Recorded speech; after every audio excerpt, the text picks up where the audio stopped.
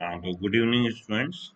Okay, तो जैसा हमने अभी तक बोला था कि अब इसके बाद हम अ, इसके न्यूमेरिकल्स डिस्कस करेंगे, है ना। तो ये न्यूमेरिकल्स मैंने जो आपके क्वेश्चन पेपर्स में आए वही वाले न्यूमेरिकल्स हैं।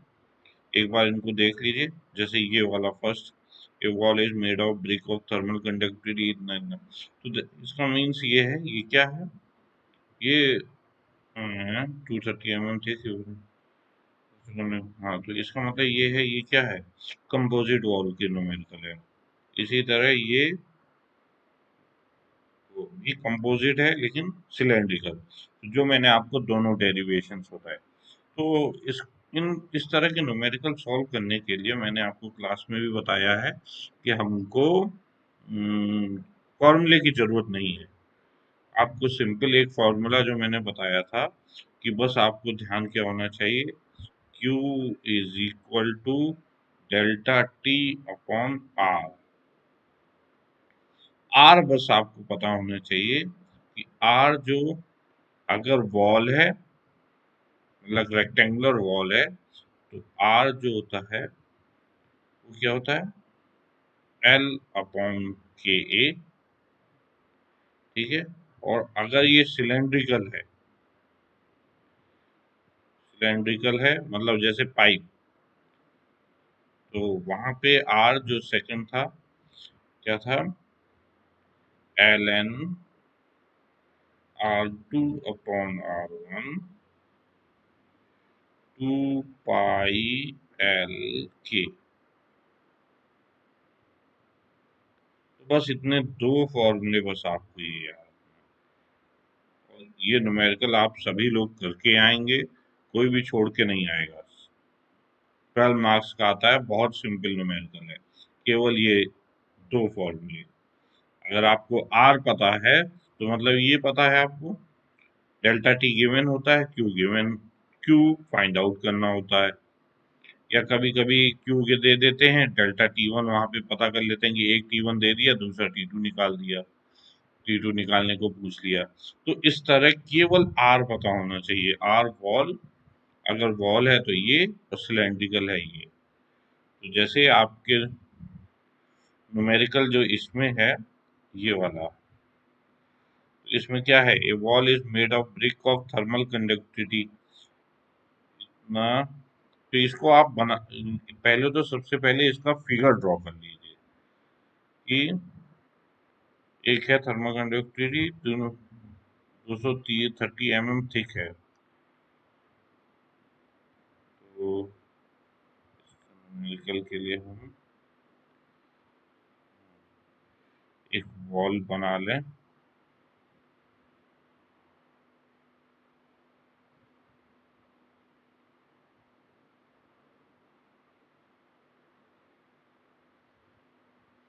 क्या है, उसकी कंडक्टिविटी दी है 1 वाट पर मीटर केल्विन। तो ये वॉल है, इसकी K1 जो दिया है 1.0 वाट पर केल्विन दिया है, 230 mm थिक है। ठीक है। If they lined an inner surface with plaster of thermal conductivity,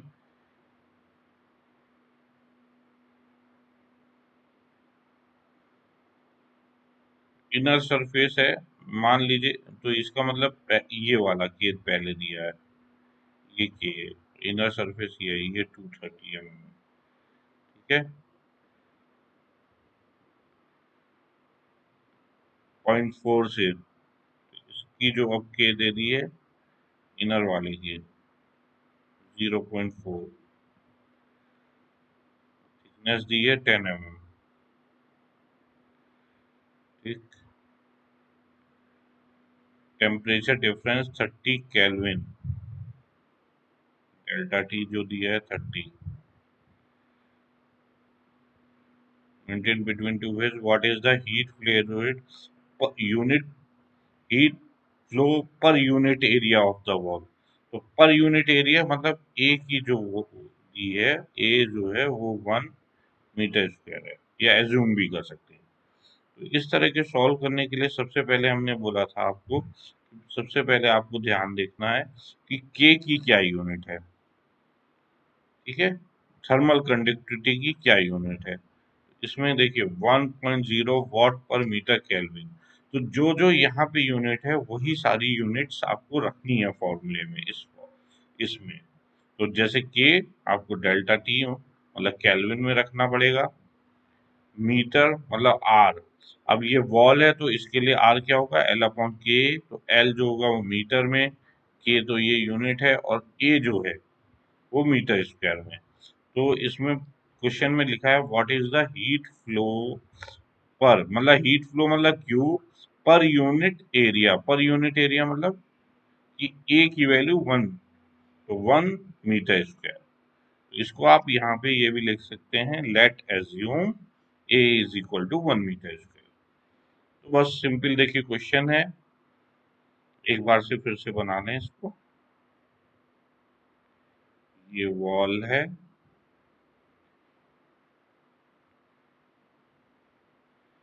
इसका 230 है, 230 mm दिया है। तो 230 mm को मीटर में बदलेंगे तो क्या हो जाएगा, 10⁻³ मतलब 0.230।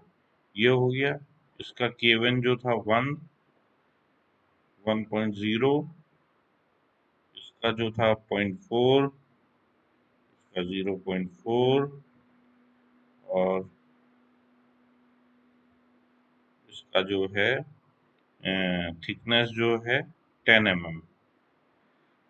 10 mm मतलब फिर से 10 इंटू 10⁻³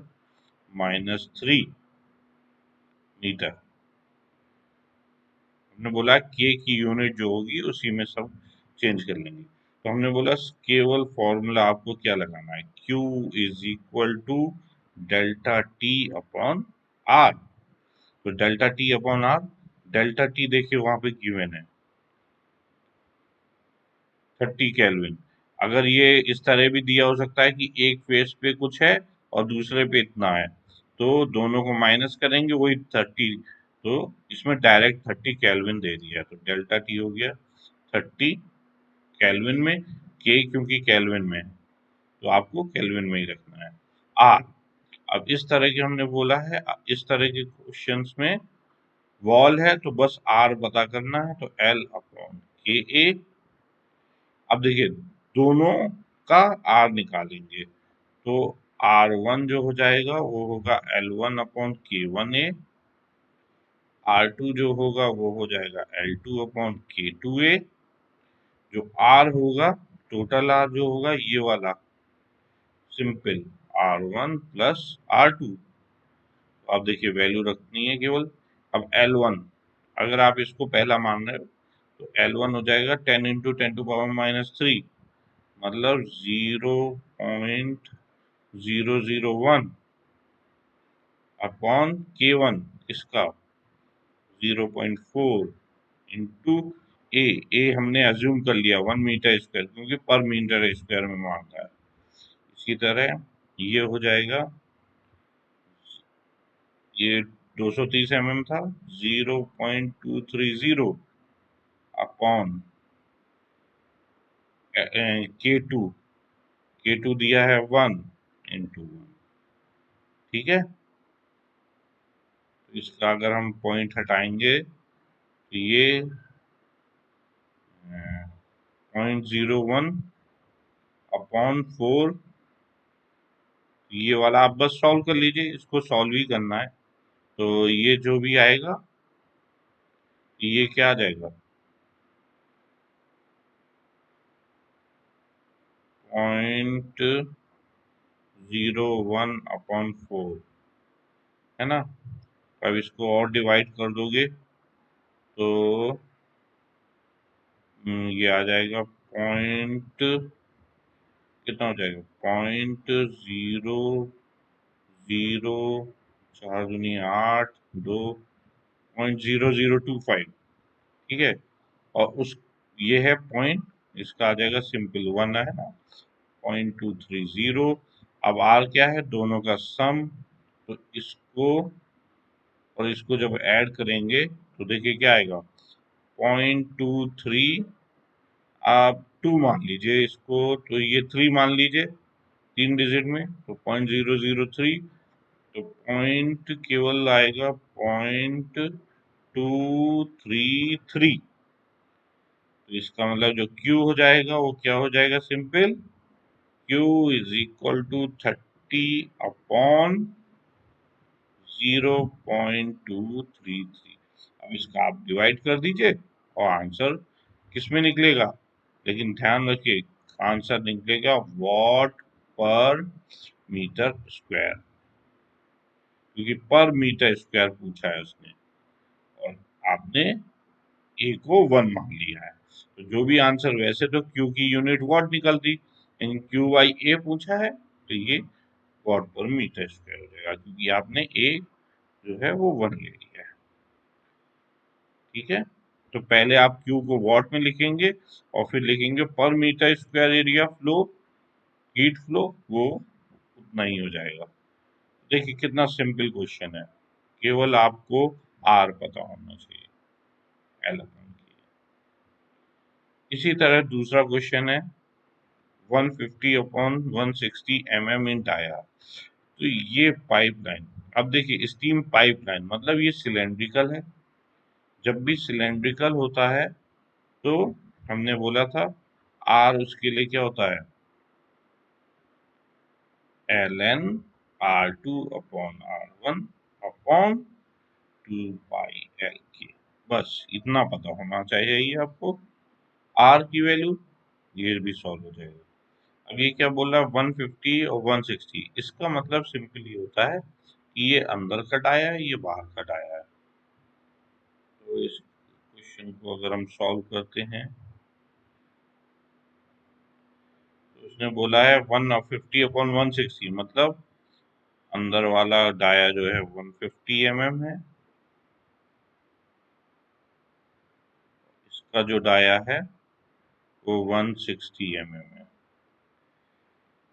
और क्या दिया है, carries steam pipeline is linked with heat insulation material के 0.08 के इंसुलेशन से उसको थिकनेस 100 mm का, देखो उस पे एक इंसुलेटिंग मटेरियल लगा दिया गया, इसके ऊपर एक उन्होंने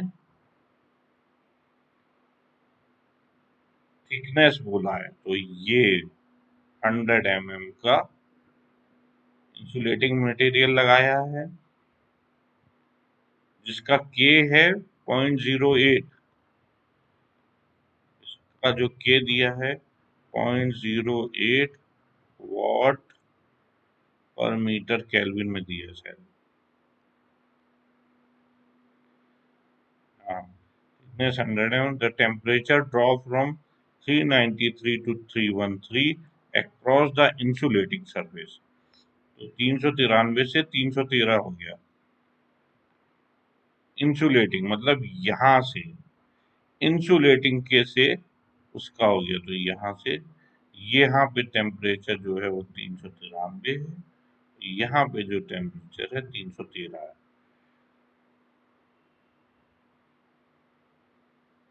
ठीक, across the insulating surface determine the rate of heat loss पर 1 मीटर लेंथ ऑफ 7 पाइप।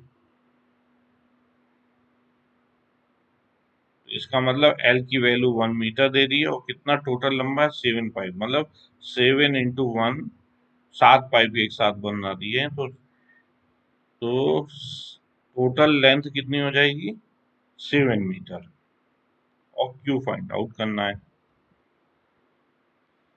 तो आपको क्यू जो है वो फाइंड आउट करना है। बोला है एक पाइप 1 मीटर का है, इस तरह 7 पाइप लगे हैं, तो जो टोटल एल हो जाएगी वो 7 मीटर हो जाएगी। ये इसका मतलब है ये एक पाइप है और इसी तरह इसमें 7 पाइप जुड़े हैं आगे तक। तो टोटल जो एल है, एल होता है आर में, जो आप आर निकालते हो नहीं, हाँ, आर जो निकालते हो ln r2/r1/2 पाई एल के, तो एल जो होगा वो 7 मीटर होगा। अब सिंपल हमने बोला है सभी क्वेश्चंस में यही सॉल्व करना है। कैसे? Q is equal to delta T upon R, और बस ये सिलेंडर है इसलिए सिलेंड्रिकल के लिए जो आर होता है वो L N R two upon R one. इसमें बस आपका मेन चीज जो है वो फाइंड आउट करना है कि ये कितना रेडियस है और ये कितनी है। देखिए क्वेश्चन में जो गिवन था 150 ऑब्लिक 160, 150 अंदर कटाया, इसका था 160, तो 160 का आधा सीधा हो गया कितना? 80। तो उसकी रेडियस यहाँ तक 80 हो गई। इसका मतलब जो R1, सिंपल R1, ये जो R2 अपॉन R1 है ना, R1 जो दिया है वो 80 दिया है। 80 तो अब देखिए K की यूनिट है मीटर में, तो इसको भी क्या करेंगे इंटू 10⁻³ ये हो जाएगा मीटर में। R1 हो गया। R2 अब उसपे थिकनेस है, इसका मतलब इतना मोटा उस पे और जोड़ा है, तो क्या हो गया 80 प्लस 100 हो गया 180 इंटू 10⁻³ मीटर। अब आर का निकालिए, आर केवल क्या होगा L N R2 upon R1 upon 2π L k, इसकी वैल्यू हो गई एल एन। तो ऊपर R2 मतलब 180 इंटू 10⁻³ अपॉन 80, तो इसका मतलब एल एन केवल 180 अपॉन 80, ये कैंसिल हो गया 294, L N 9/4 value upon 2π L, L की मीट है 7 और K का इंसुलेटिंग कितना है 0.08, 0.08। यहाँ से केवल आप R निकाल लीजिए टोटल इसको सॉल्व करके, और सॉल्व करने के बाद Q केवल डेल्टा T देखिए कितना होगा, ये 393 माइनस 313, तो ये हो जाएगा डेल्टा T कितना हो जाएगा, 3 में से 3 गया 0, 9 में से 1 गया 8, ठीक है, तो 80। तो सिंपल क्या होगा 80 अपॉन जो भी आप आर यहाँ से कैलकुलेट करेंगे, इससे यहाँ से निकालेंगे उसको यहाँ पे पुट कर दीजिए 80 अपॉन दिस, और वही आपका आंसर क्यू हो जाएगा। तो मेरे पास वो नहीं है कैलकुलेटर इसलिए, तो सिंपल देखिए कितने न्यूमेरिकल इजी हैं दोनों, तो आप जरूर सॉल्व करके आइए।